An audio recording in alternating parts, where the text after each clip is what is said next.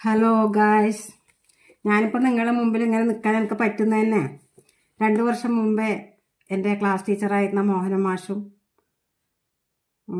ശിഷ്യന്മാരെല്ലാം കൂടിയിട്ട് ഗ്രൂപ്പ് തുടങ്ങിയെന്ന് എൻ്റെ അനിയത്തി മുമ്പേ പറഞ്ഞു.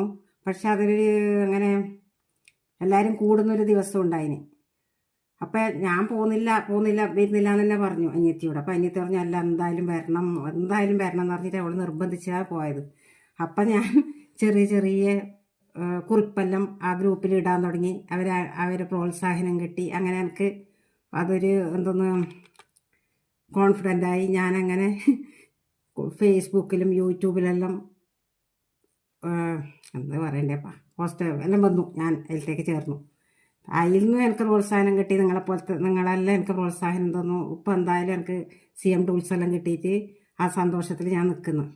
അപ്പോൾ സുരേഷിന് തോന്നും ഇപ്പോൾ അതിലേ കൂടിയിട്ട് ഇവള് പുറത്തിറങ്ങിയിട്ട് ഇപ്പം എൻ്റെ ഒരു പുസ്തകം പോലും വായിക്കുന്നില്ല. പക്ഷേ ഇതാ വായിക്കുന്നുണ്ട് സുരേഷ് ഇതാ. പക്ഷേ ഇല്ലേ സുന്ദരകാണ്ഡത്തിലേക്ക് എത്തിയിട്ടു. സുന്ദരകാണ്ഡത്തിലേക്ക് മാത്രം എത്തിയതിന് വായിച്ചുകൊണ്ടിരിക്കണം. താങ്ക്സ്, എല്ലാവർക്കും താങ്ക്സ്.